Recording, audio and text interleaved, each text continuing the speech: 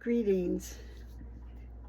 Imagine 100 horses' hooves pounding on your chest, galloping away. Your heart is galloping away.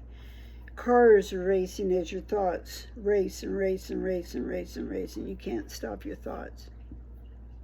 And then you break into a sweat as though you're walking outside in the summertime in that Mississippi humidity. I grew up there and I can sure remember those sweaty days. What we're talking about is anxiety, an anxiety attack, a panic attack. Welcome to our channel for A Life Worth Living. My name is Katherine Stickroth. I'm a trauma specialist, trauma recovery specialist. And we're here to talk about today a self-soothing technique that I'm sure I have confidence will help you. So I believe that within our bodies are communication systems. And this idea came to me when I was in college studying engineering and building construction and project management. First, of course, you would have to purchase the land, then you'd have to survey the land, and then you'd have to plot where the building was going to go while the architect was drawing the plans. And then once the actual building started, you had the foundation system, you had the plumbing system, you had the electric system, you had all these systems, structural systems. And I learned, one comes before the other. Some can be done at the same time. And I transferred that to my considerations of my own PTSD. And I thought, what if there's a system in me and it communicates? And it communicates with intrusive memories, it communicates with shallow breathing, just a lot of things start happening that end up in an anxiety attack, which can lead to a flashback, which, can get to be pretty difficult. So as I was considering this systemic idea, I've also been a caregiver all my life, and I had a heart patient who had bypass surgery, and I went to the hospital to see him, and he had a pillow pressed here. He had a pillow, and he was just pressing it against his chest, and I said, "What are you doing?" And he said, "The nurse told me to press a pillow against my chest and it'll help my heart heal."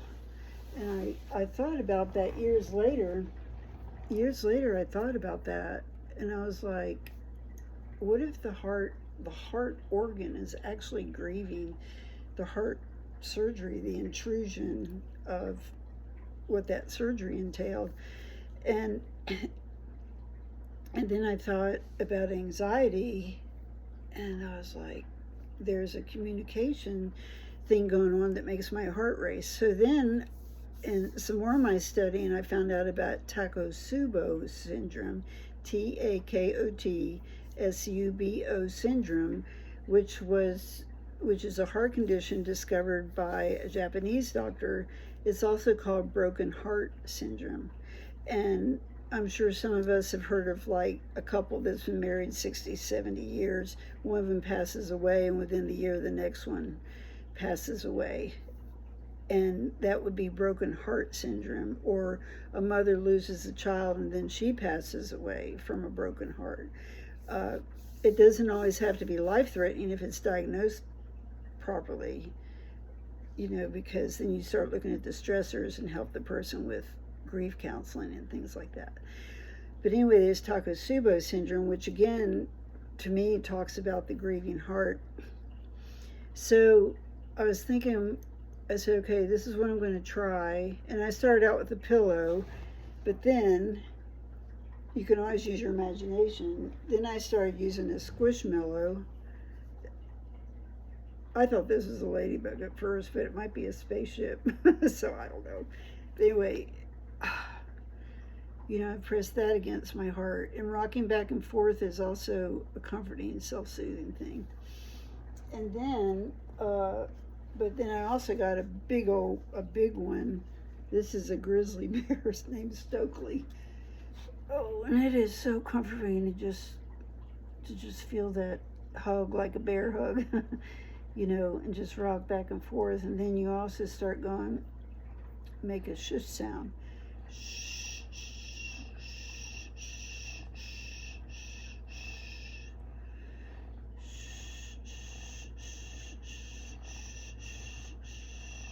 Or you could hum.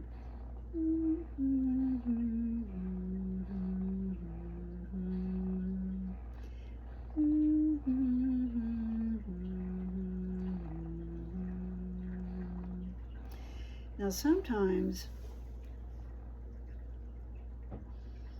when my heart is really racing and I just can't seem to connect with it, I'll make my sh sound match my heart, and it's like my heart and that sh sound hold hands, and then the sh sound slows it down. So I'll start out sh, sh, sh, sh, sh, sh, sh, sh, which is telling my heart, I hear you.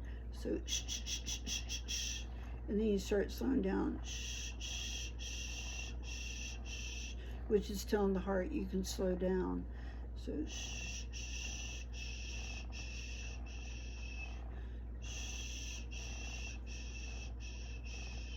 Now, when you're in a public place, you're not going to be walking around with a squishmallow. You and I both know that. So what can you do? One thing I've done is I'll go in a bathroom stall and I'll hug myself. I'll go shh, shh, shh,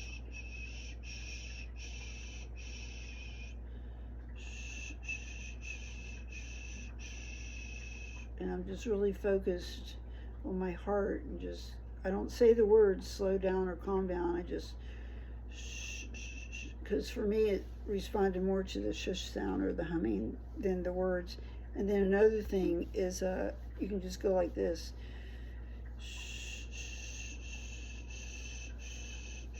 So it's speaking to the heart. It's saying, I recognize you, I can tell you're upset, let's just slow down. And then when you do calm down and you have the opportunity, you can go to circle writing, which was in the previous episode, and you can write down what that was all about, and then get to the center of the circle and go, oh, okay. Because I didn't always know what would trigger my anxiety, but the circle writing was just so powerful. So we have the self-soothing in the moment, and then you can go to the circle writing to process it and go to your therapist or other person, battle buddy or sponsor or something like that, who will listen to your story. So thank you again for coming to our channel for Life Worth Living, and I hope you find this self-soothing technique helpful, and we'll look forward to seeing you in the next video.